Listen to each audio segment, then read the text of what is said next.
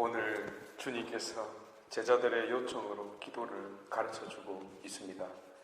하여 기도에 관하여 잠시 생각을 해보는 시간을 갖도록 합시다.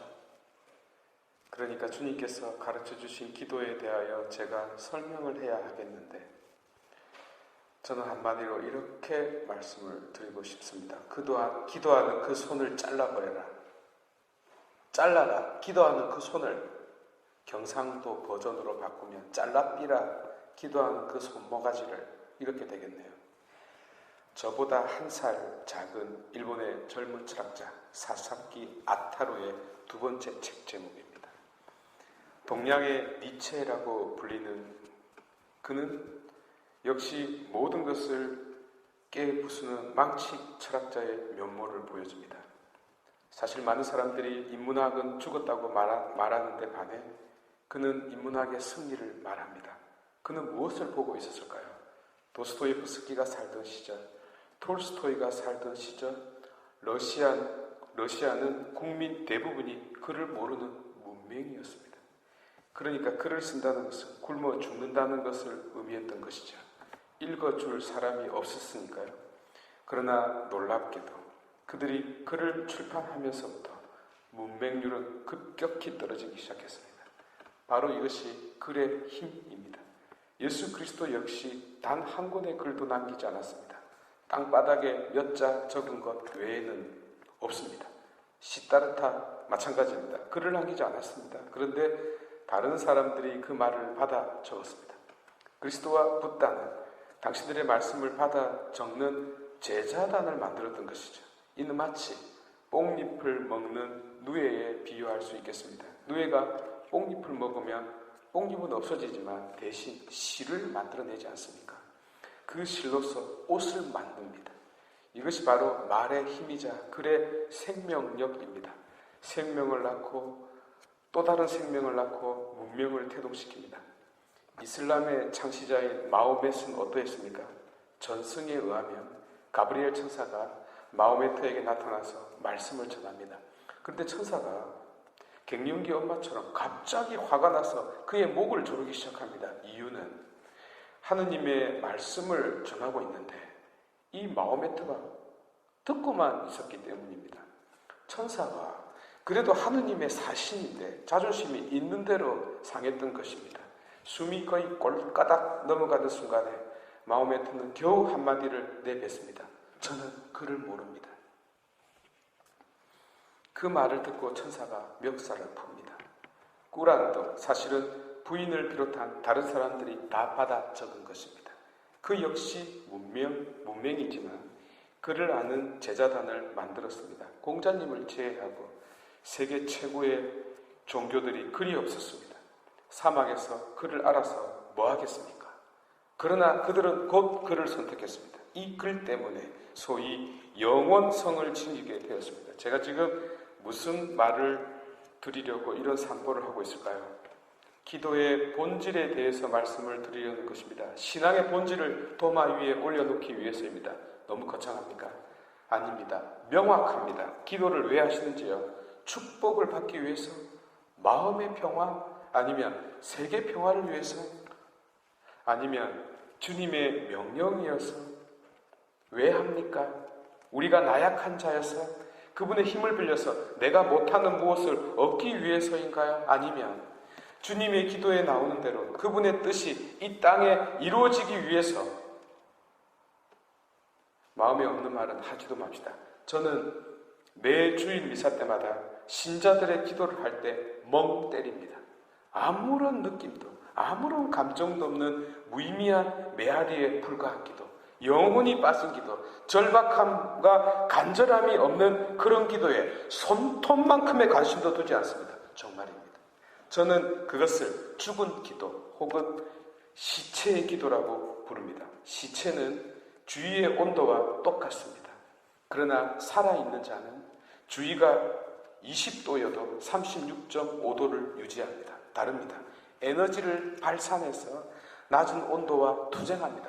발버둥 칩니다. 자기 생명을 지키기 위해서요. 그런데 신자들의 기도는 그냥 쓰여진 글에 불과하네요. 처음에 글의 힘과 생명력에 대해서 말씀을 드렸는데 방금 글의 무용함을 말하고 있습니다. 무엇이 다른 것 같습니까? 앞에 글은 살아있었고 생명력이 있었습니다.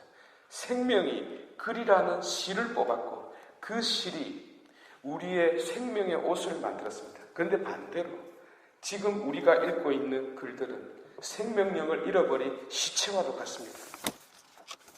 성경의 모든 말씀들이 생명이 있고 이유가 있고 영이 활동하고 있고 놀라운 역사가 이루어졌기 때문에 기록된 것인데 주일날 신자들의 기도처럼 아무 느낌이 없습니다. 죽은 책이 된 지 오래되지 않았습니까? 주님의 기도도 마찬가지입니다. 무슨 감동이 있습니까? 없습니다. 우리와 앵무새가 무엇이 다른가요? 재미난 이야기 하나 더 해볼게요. 마르틴 루터는 엄청난 독서광이었습니다. 그런데 흥미롭게도 그가 교황청에서 변론을 했을 때 모든 추기경들과 주교들이 박장대소를 했습니다. 이유는 그가 쓰는 라틴어가 너무나 형편없었기 때문이었습니다. 그 사람들이 놀란 이유는 이런 초보적인 수준의 신부가 어떻게 세상을 그토록 시끄럽게 할 수 있는가라는 의문이었습니다. 그러나 그들이 보지 못한 것이 있었습니다. 처음으로 다시 돌아갈게요. 그리스도는 글을 남기지 않았습니다. 마호메트도 문맹이었고요. 그러나 글은 없었지만 그 자신이 살아있었습니다. 생명력이 있었습니다. 마르틴 루터도 마찬가지였습니다. 그의 언어가 초보적이었어도 문법에 좀 틀리긴 했어도 생명력이 있다는 사실을, 힘이 있다는 사실은 그들 보지 못했습니다. 왜? 그들 자신이 죽은 시체와 다를 바 없었기 때문입니다. 루터는 이상할 정도로, 아니 이상해질 정도로 철저하게 성경을 읽고 또 읽은 자입니다. 그가 보기에 교황이 있고 추기경, 대주교, 주교, 수도원들이 쭉쭉쭉 있습니다. 그런데 성경을 들여다보니 그런 것은 없었습니다. 그저 원로가 있었고 말씀을 전하는 교사가 있었고 영을 전하는 이들이 있었습니다. 그러나 그 모든 이들도 전부 도구에 불과했고 그리스도의 말씀에 한 몫을 차지하고 있었을 뿐이었습니다. 그의 눈에 교회의 질서는 그저 시체들의 나열에 불과했습니다. 그래서 바꾸어야 했습니다. 혁명을 하지 않을 수 없었습니다. 참으로 살아남기 위해서요. 마찬가지로 말씀을 읽고 또 읽어보니 신앙과 현실은 너무나 달랐습니다. 그런 현실에 안주하고 사는 것, 이 액세서리의 제격이 바로 점잖고 품이 있는 기도였습니다. 시체들이 바치는 기도 말입니다. 그래서 잘라라 기도하는 그 손을 나오게 된 것입니다. 룻기 생각나십니까? 판관들이 다스리던 때에 기근이 들었는데 베들레헴에 살던 어떤 사람이 아내와 두 아들을 데리고 모압 땅으로 떠납니다. 베들레헴이 무슨 뜻입니까? 베들레헴은 이 베둘레를 뜻하는 것이 아니라 빵집이라는 뜻입니다. 빵집에 빵이 없어서 떠난 것입니다. 이해가 되시나요? 약속의 땅에서 약속의 땅 울타리를 벗어서 이방 지역으로 가고 있습니다. 교회가 말씀의 공장인데 말씀을 더 이상 생산하지 않습니다. 그러니까 살 길을 찾아 사람들이 떠나는 것입니다. 빵을 구하려고, 말씀을 들으려고, 말씀의 식탁과 성찬의 식탁을 떠나고 있는 것입니다. 우리 교회의 현실입니다. 그 꼴을 보고 있던 루터가 기계 그만 돌려라고 비웃었던 것입니다. 먹지도 않는 빵 만들지 말라고, 없는 말씀 지어내지 말라고, 썩은 회 밥상에 올리지 말라고 혁명을 일으켰습니다. 이것이 바로 잘라라 기도하는 그 손을의 본질입니다. 니체의 외침도 아울러 들리네요. 신은 죽었다. 야곱이 사기꾼이지만 살려고 발버둥 치는 자였기 때문에 그의 기도가 올바른 기도였습니다. 아십니까? 그 사람이 반듯해야 올바른 기도를 할 수 있다고 많은 이들이 생각하는데요. 아닙니다. 그것은 세상 도덕책이 하는 이야기고요. 성경은 다릅니다.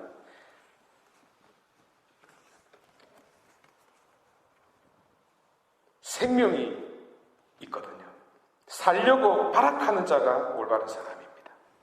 그 자의 기도가 살아있는 기도입니다. 바리사이들이 시장통에서 바치는 기도에 무슨 생명력이 있었습니까? 자기 자랑밖에 없었습니다. 반면 에사오는 어떠했습니까? 그 뜻이 뭐죠? 붓다라는 뜻이잖아요. 그런데 이 유다 랍비들은요, 이 붉은 에사오를 일컬어 재수 없는 새끼, 썩을 놈이라고 불렀습니다. 정말입니다. 저는 이 표현에 200% 동의합니다. 그는 살아있는 자가 아니었거든요. 걸어다니는 시체와 다를 바 없었습니다. 왜요? 하느님께서 주신 그 귀한 것을 하찮게 여겼기 때문입니다. 그런 자에게 하느님은 약속의 손길을 내밀지 않습니다. 어찌 그 엄청난 보화를 그의 손에 맡기겠나이까? 하찮게 여기는데 하느님은 보화를 귀하게 여기는 자에게, 목숨을 바치는 자에게, 발버둥 치는 자에게, 생명력이 있는 자에게 당신의 보화를 맡깁니다. 이제 마칠 때가 되었네요. 끝내면서 이 말씀으로 마무리하고 싶습니다. 여러분, 두 손을 모아보세요. 기도 손을 만드십시오. 그리고 기도해 보십시오.